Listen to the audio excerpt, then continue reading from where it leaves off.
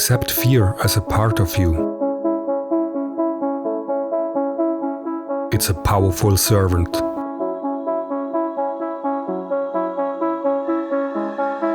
But you are the master.